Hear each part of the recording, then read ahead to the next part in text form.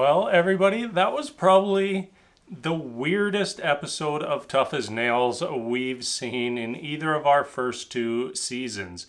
We opened up the episode with two people leaving the competition. You know, last season we didn't have anybody leave, injury or other reason, and we're on episode 3, ready to have our second elimination. And before that even happens, two people gone home. So Tara, she hurt herself last week and was unable to continue. They said medical reasons. She wasn't cleared to continue in the competition. So she is done and gone. And then Mikey Eyebrows is gone and no reason was given. I tried to find a reason online before doing this video, but I couldn't find anything on him. I couldn't find a single thing. So further deep dive is probably needed to find out the actual reason. You know, speculations that it's personal reasons, speculations that he hurt himself, and then, you know, just based on when this was likely filmed, could be COVID related as well. So not totally sure what happened there, but two people instantly gone from our competition, and we'll be moving forward with 5 members on each team for the duration of the season. So this week was all about heavy machinery.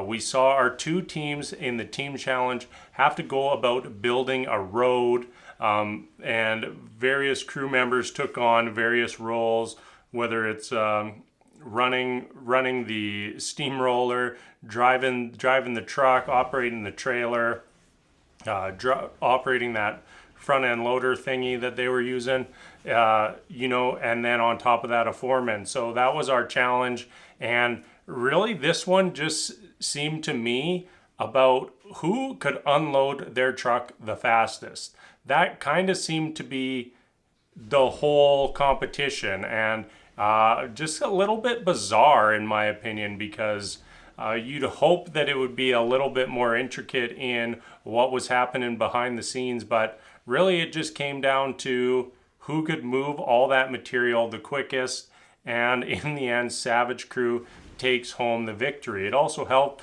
that Scott was pretty proficient in his machinery, along with Merrill, who also did a great job. So Savage Crew, they're now up 2-1 in the season as we head to our individual challenge. This one was pretty interesting, as it saw our contestants have to hop in a bulldozer, which I'm sure the majority of them had never touched in their entire life.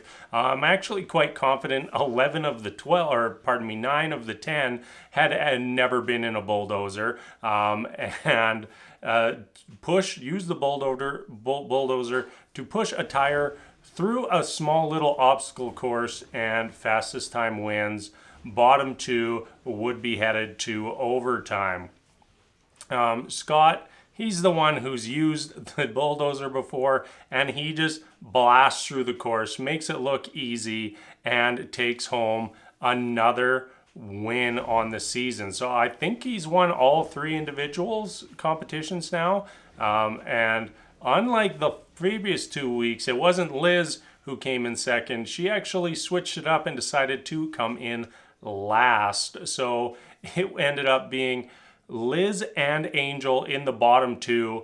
But the little twist that got thrown their way is, since Mikey left the competition, no one checking out this week, so no overtime, and everyone will be back again for next week. That must be a huge relief for Liz, because it looked like she was really struggling on the machinery, and with how well she's done on everything else so far this season, it would have been a shame to see her go home because she couldn't operate a forklift or a bulldozer or a steamroller, whatever.